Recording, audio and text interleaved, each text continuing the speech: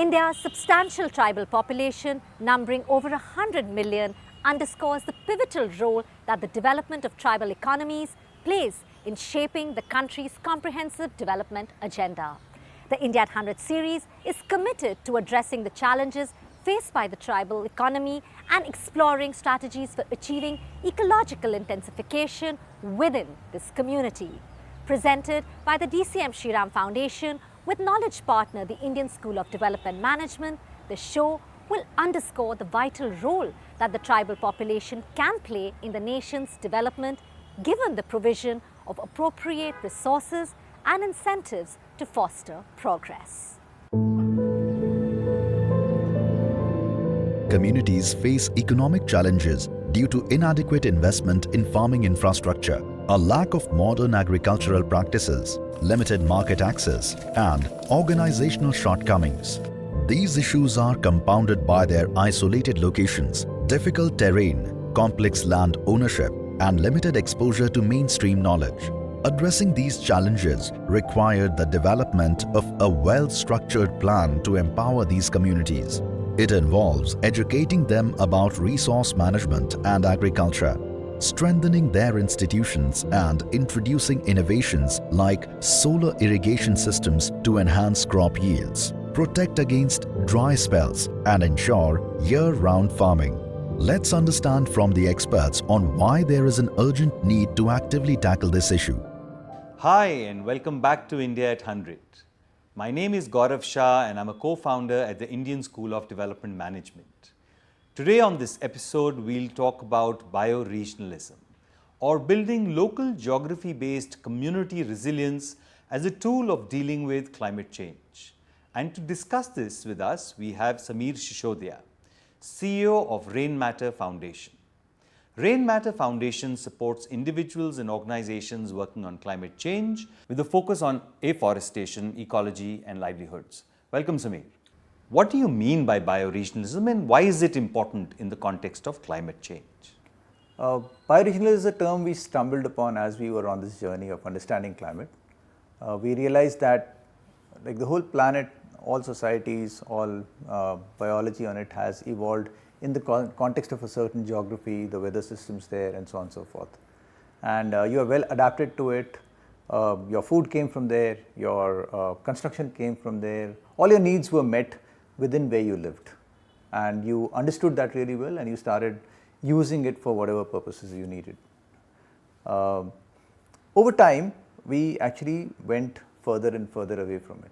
As the supply chains lengthened, your own bioregion became less and less relevant for you. You were looking at markets elsewhere, you were looking at supply chains supplying your daily needs from elsewhere, and so on and so forth. And this has wreaked havoc on the entire planet. So we believe that at the root of what's gone wrong, not just for climate change, but for a host of other issues, is this distancing from our surroundings and our bioregion. That's fascinating, Sameer. But this is really complex work. I mean, it's systemic, it's multi-sectoral, it's holistic. Can you help us understand what are the various elements that need to come together to make this idea of bioregionalism happen? Sure. I mean, it's like the UN's Secretary General said recently, it's everything, everywhere, all at once. It's in every facet of our life because it's how we evolved, it's how we lived in a place. Every aspect of human activity delved into your surroundings and borrowed from it, right? So it touches upon everything. And this is something we are still learning, we are still realizing as we go deeper down the rabbit hole. We started with energy and mobility because that was the climate conversation when we started. But very soon we realized it intersects with food systems, it intersects with urban design, with the structure of our economy, the supply chains, the fabric we wear, and so on and so forth. So I don't think it's a quest we are going to end. It's the network of life and economy and everything we've created on this planet.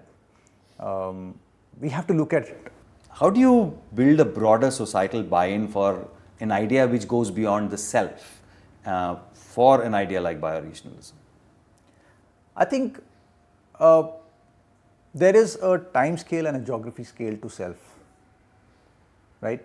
For instance, in even at an individual level, you would choose delicious food very often. But as you start to understand the health implications of it, you will try to make a balance. Getting up in the alarm in the morning when the alarm goes off might seem painful, but it's great to do yoga then, or go for a run, or do stretches, because you are able to make these trade-offs. You understand what's good for you in the medium and the long run. Who's doing that for the collective? Who's doing that for our panchayats, for our cities and wards, and so on and so forth? So I think it's in our own self-interest that the collective be strengthened. If our places are all completely out of assets, if our air quality is such that our kids are living 15 years lesser, I don't think it is in our individual interest. And we are able to see that in many cases. It is just that the collective conversation and narrative around it has kind of fallen apart. What would a resilient geography and community look like from an India at 100 perspective? So that's a tough one. If I were to dream very big about it, I think at the level of each cluster, at the level of each ward, we'd be in charge of our places. We'd understand them better along all the dimensions. We'd be in charge of our own production, in sync with our places. Today, a lot of what we do, up to 80% of a village's daily needs, come from somewhere else, way outside the cluster. That represents a huge loss. I think if we bring it down to even 40% or 50%, that represents a huge shift. It represents a huge shift in decentralized production and the economic benefit you get out of it, the loss of expense that you have on it, the health and nutrition benefits, the biodiversity there, and just local ownership of your resources, of your own future. Thank you so much, Sameer, for sharing your thoughts on such an important topic. And I really hope that we see a lot of action on this idea in the years to come. Thanks, Gaurav. For the sake of my kids, I hope so too.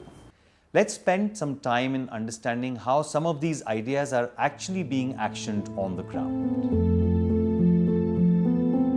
Several interventions were made to transform the situation in Chinnarama village, supported by Vasan. The transformation highlights how simple improvements can boost farmers' incomes and resilience, especially in unique ecosystems. Provision of night shelters and regular vaccination in Chinnarama village brought about a remarkable transformation in the Desi BYP economy. The intervention led to a 95% reduction in bird mortality, and annual losses decreased from Rs 40,000 to Rs 2,000. Flock size per household nearly tripled, resulting in an average gain of Rs 2,800 per household. Household consumption of Desi BYP also significantly increased, with 59% of households now consuming it, up from 12%. కానీ ఈ నాటుకోళ్ల పెంపకంలో మేము చాలా వరకు 60 నుంచి 70% వరకు నాటుకోళ్లు అనేవి చనిపోతుండేవి. ఇవి ఎలా నివారించాలి ఏంటి అనే దశలో మాకు వాసన సంస్థ వారు ఇక్కడ గత 4 సంవత్సరాల నుంచి పనిచేసి మా గ్రామాల్లో అనేక రకాల పనులు చేస్తూ ఈ నాటుకోళ్ల పెంపకం పైన కూడా అవగాహన కల్పించారు. అందులో మా గ్రామానికి సంబంధించి ఆరుద్రమ్మ గారు వ్యాక్సినేటర్గా పనిచేస్తున్నారు. ఈ వ్యాక్సినేషన్ వల్ల ప్రతి 2 నెలలకు ఒకసారి లసోటా అని, పౌల్ పాక్స్, ఇలా అనేక రకాల వ్యాక్సిన్స్ వేయడం వల్ల మాకు ఈ గత 4 సంవత్సరాల నుండి చూసుకుంటే కనుక మరణాల రేటు, తెగుళ్ళ నివారణ అనేది బాగుంది. ఇప్పుడు ఒక 10% వరకే కోళ్ళు అనేవి చనిపోవడం జరుగుతుంది. ఈ పంట భూమి కొనుక్కోవడం, చిన్న చిన్న అవసరాలు, పిల్లల చదువులకి నాటుకోళ్ళు అమ్మి నాకు జీవనం అనేది సాగించగలుగుతున్నాను. దీనివల్ల నాకు చాలా హ్యాపీగా ఉంది. Chinnarama village's success demonstrates how simple improvements in Desi poultry systems can boost farmer incomes and resilience, especially in arid regions. Drawing from 7 years of experience, future policies and programs should involve self-help groups, SHGs, to enhance poultry management, collaborate with non-profit rural development organizations, and forge partnerships between various stakeholders, supporting Desi poultry breed farm enterprises, which earn Rs 80,000 to 1 lakh per year income in a year from 1 AC of land. Implementing local healthcare services and promoting community-managed bird insurance are essential for sustainable growth in tribal communities.